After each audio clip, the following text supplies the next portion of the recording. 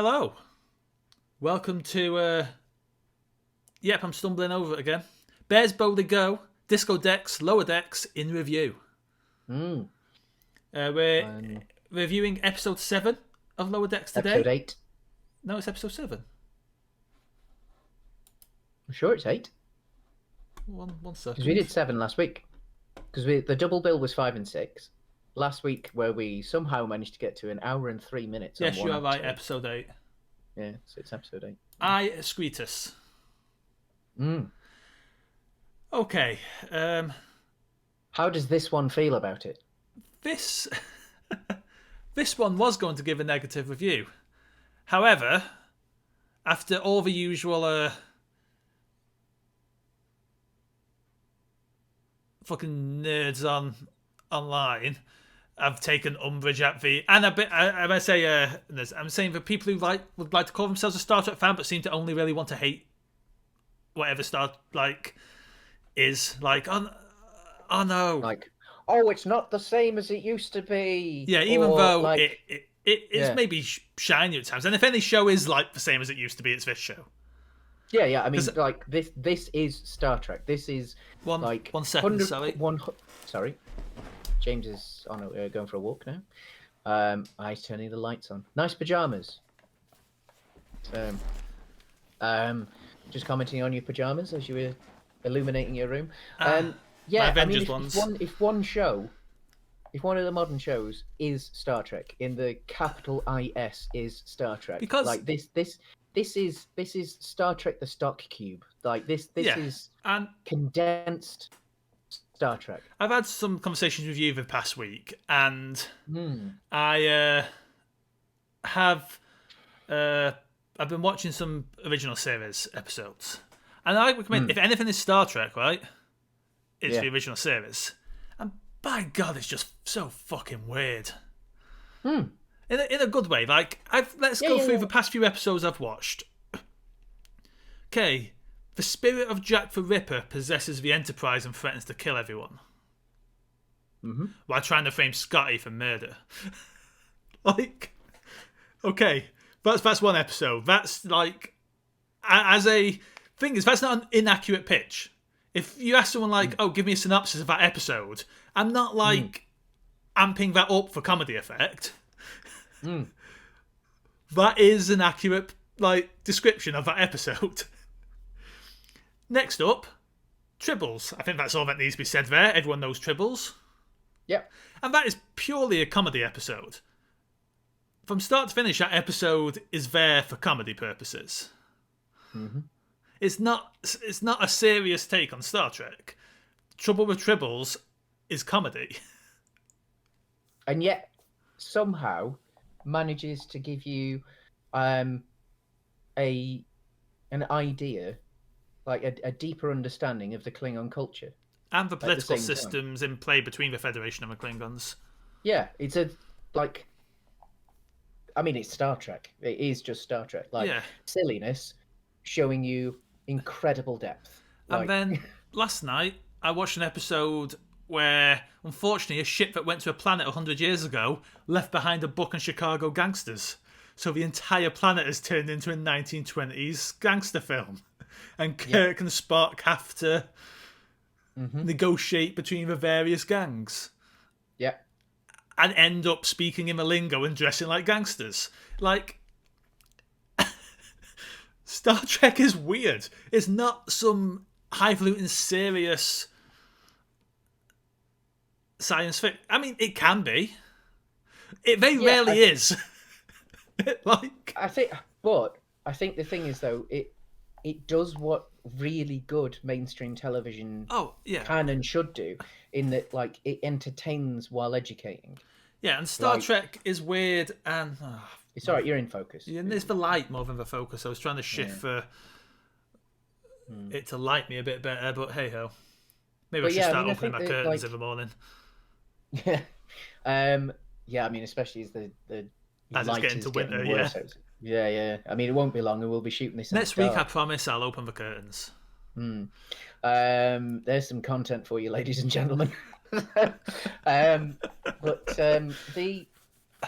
think Star Trek especially for American television, because obviously over here we're spoilt with the BBC, and then therefore what every other TV station is expected to rise to that level as well, or at least attempt it.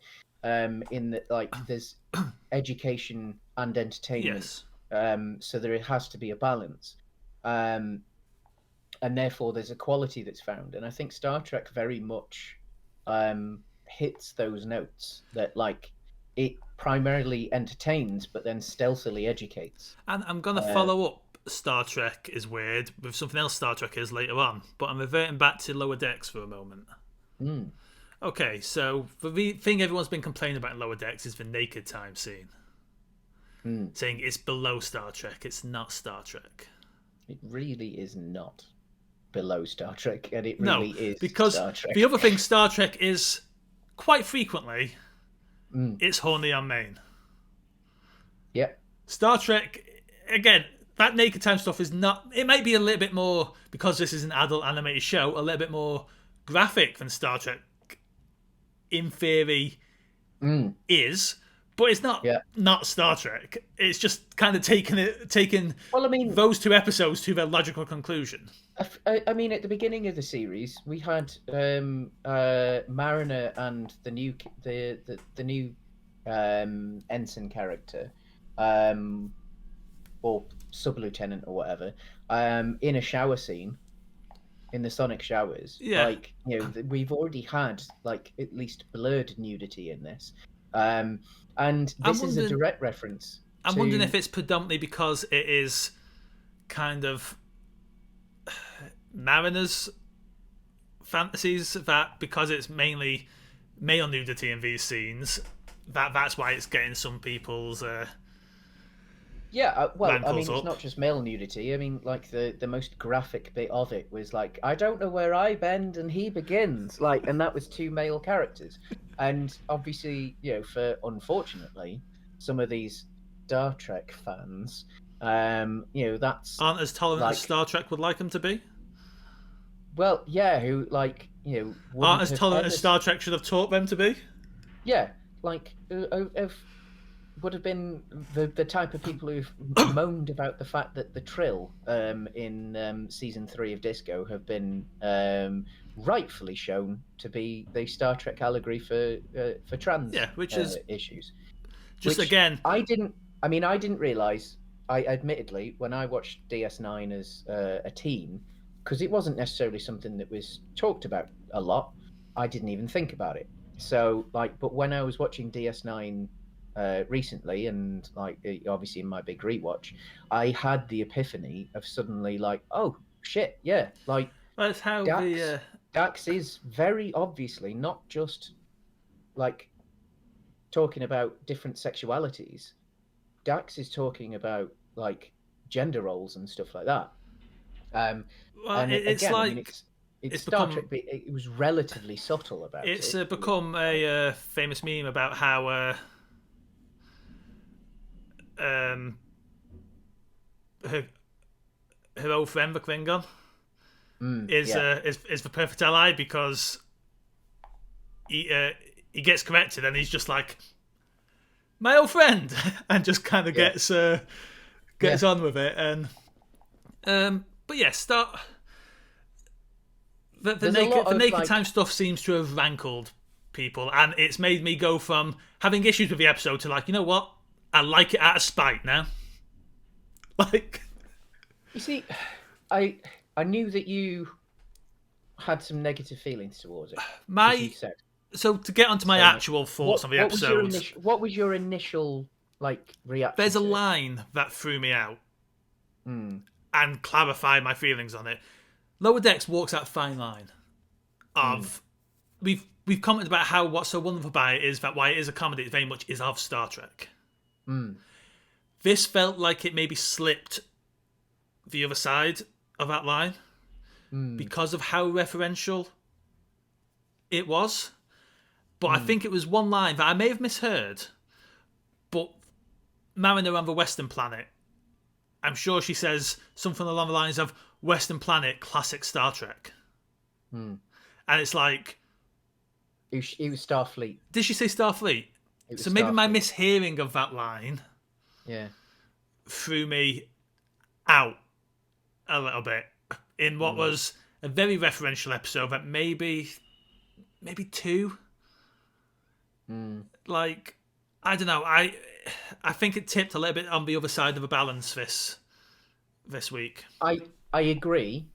I think, spoilers, given the resolution of the narrative, that this person who was doing the tests, because the story is that they're being assessed as to whether they get to continue being the crew of the Cerritos, essentially, and the resolution is that the person doing the tests is wanting them to fail because she needs them. This one needs them to fail to prove that the tests work, and that they are valid, because it looks like Starfleet might be pulling back on these tests, and therefore she'd be out of a job. And because of that, in a way, it sort of makes sense that they would have chosen these very obvious references, these very obvious missions. Because they would be seen as the most difficult of missions. And I also because obviously within Starfleet, they'd be famous missions. I also do quite like the fact that they take her on real things, like they take her to the black hole, and how she's absolutely terrified, but everyone on the ship is perfectly calm because, hey, this is what we do every day. Right? Because it isn't a test at that point, and I think it's another subtle thing, really. But it's almost a comment on education and the education system and things, because obviously, people are judged in school by how you perform in a test, and especially in America, where in the British education system, exams are all about different types of questions, and there's essay questions, and then even then, they're not necessarily even a good example of people's actual capabilities and intelligence. Not necessarily, but they are a slightly broader thing. And then obviously in a lot of British education as well, it's evenly weighted with coursework as well. So the work that you literally do throughout the year goes towards your final grade. It isn't just these exams. Whereas obviously in the States, there's so much pressure put on what is a multiple choice questionnaire, essentially. Which if you stress too much on the day, or you get the wrong questions or what have you, I'm very, very good at exams, but even I've had exams where I've lost it. I just have had a blank, and I've come out with an incredibly bad grade because I just couldn't, it was just the wrong day. And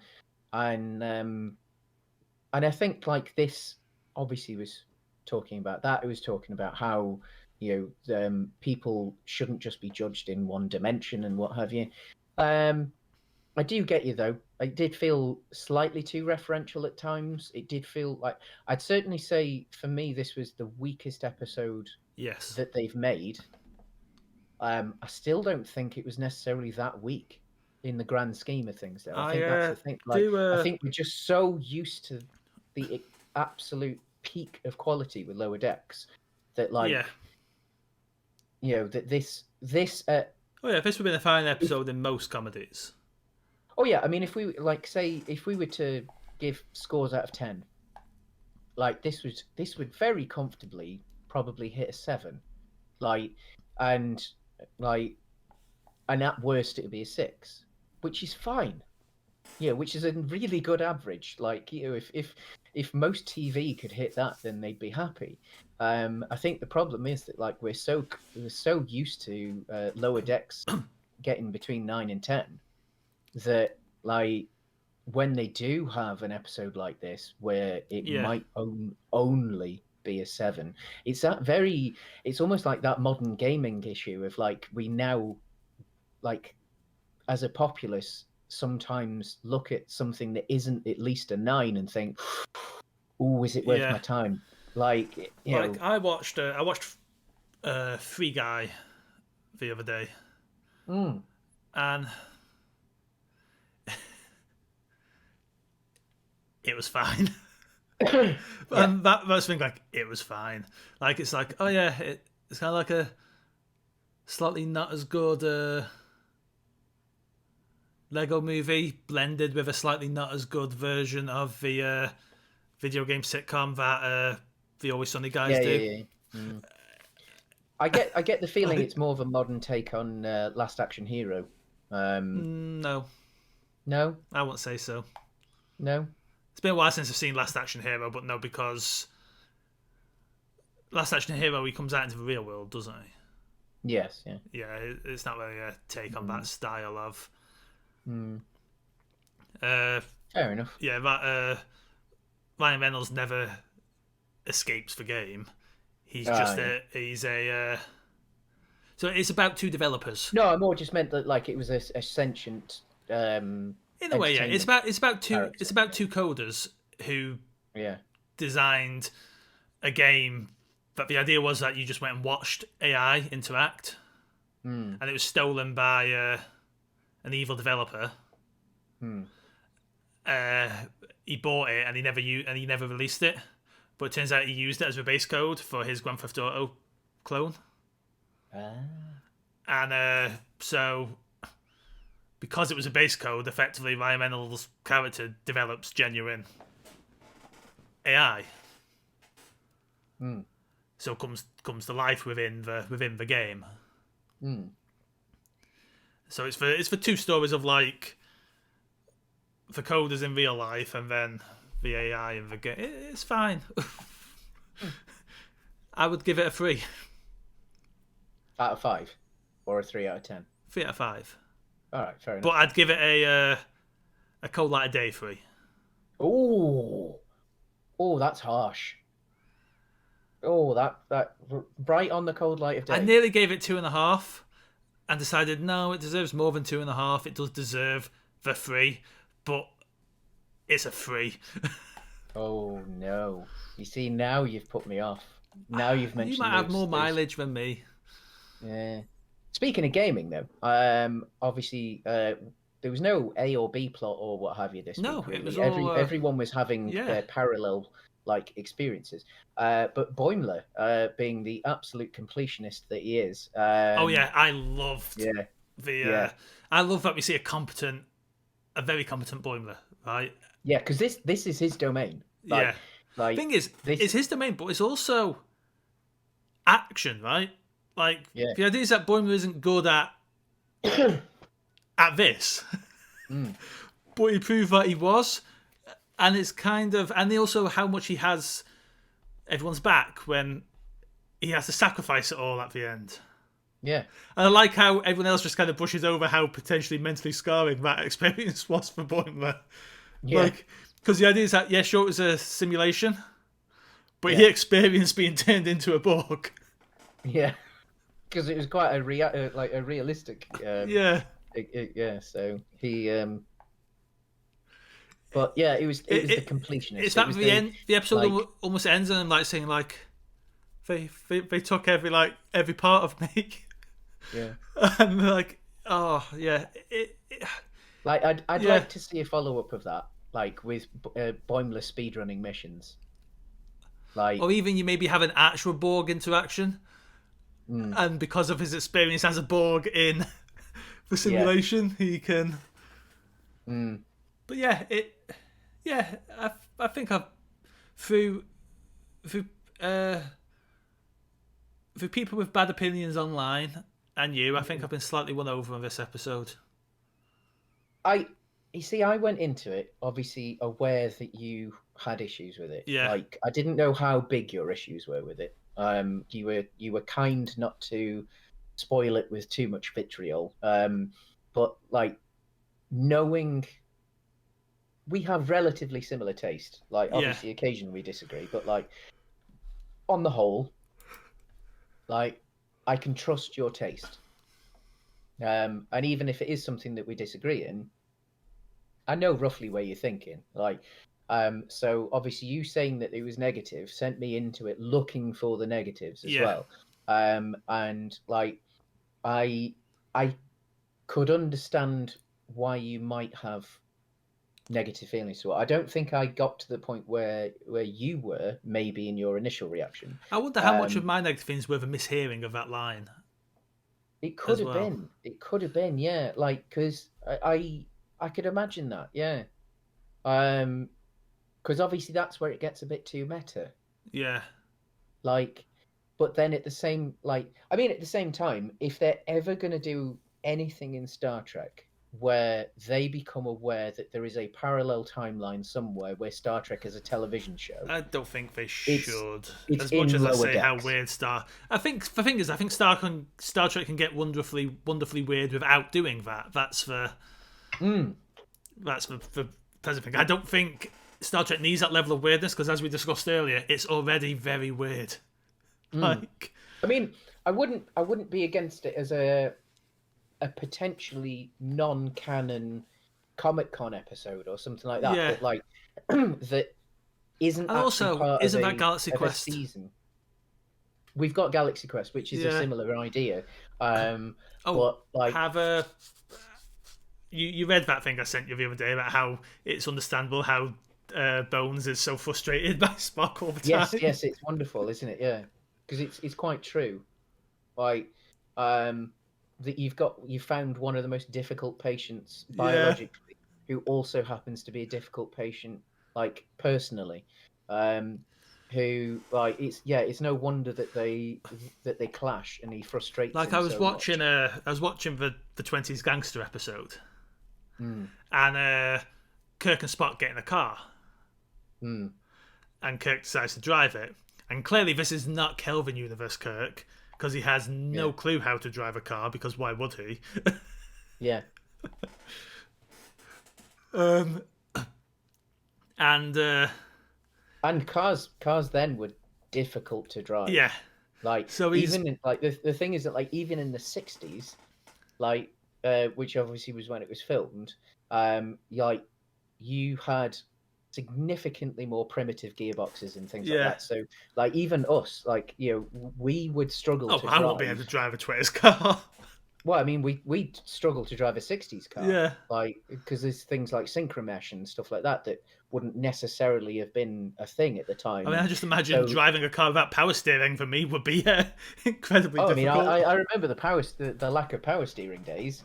Like, yeah, they like good God, thankfully we have that now. Like outside of the cars I learnt in, pretty much every car I've driven has also had things like automatic headlights, so I don't even have to think about turning beams on and off. Yeah, I mean, that's a like, that was a novelty for me when I got my my current car and it had automatic headlights. Like when you were living automatic braking. When you were living in Sandbach, and I was driving, like when I'd come and drive in the evening down the bypass.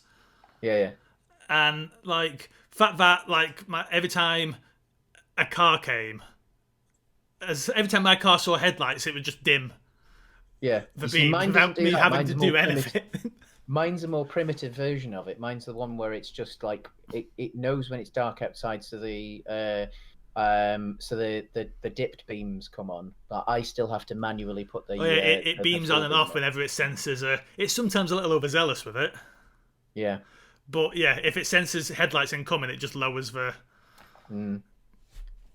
It's mad, absolutely mad. Yeah, as I say, the level of sarcasm on Spock's part about Kirk's driving is just. Yeah. Because, of course, Spock has probably worked out what the mechanics are. He's probably looked at it and just gone, yeah, well, of course. Yeah. Like, you know, you just, you know... And the thing is, obviously, it was a geared machine as well, like an actual manual machine. Well, there's a moment where he's got it in gear, but trying to, and Spock's like, so I believe I've read that vehicles like this have a clutch. So maybe it's one of those pedals down there. Well, I mean, the thing is that, like, obviously... Like, again, like, American cars, unlike a lot of European cars, until recently, have been automatics, like even again in the 60s. So like potentially for William Shatner, it would have been weird actually even having to put it in gear. Yeah. Like, because it would have just been at that point. I don't know exactly when I definitely within once it was in the 70s. The automatic ruled in America, partly because of the size of engines, like because they had absolutely whopping torque monsters in their car. Why bother having to change a gear? Like, just put it in drive, and then like at best you'd have three However, forward gears and one reverse. on this note of car history, I think we should say goodbye to our viewers at home. I think we will. And always remember, live long and prosper.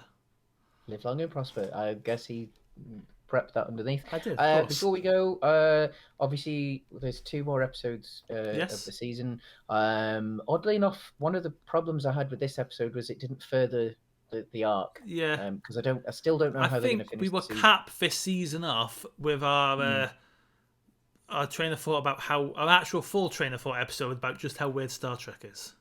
I think we'll do. I think we'll do a double bill episode where we talk about how weird Star Trek is, followed by our top 10 Star Trek ships. Other than that, I assume we're going to review Bond. Yeah, I should probably go and see it. I mean, I really want to go and see it. Like, I haven't been to the cinema. Like, other than that Harry Potter in a castle thing. At the same time, I'm not feeling a rush. I will happily review Venom 2, however. I mean, I wouldn't be against doing both. Yeah, I'll happily do both. Because I'm very excited for Venom 2. Same. Anyway, there for other shows. In the meantime, live long and prosper again. Come on, James. Go on.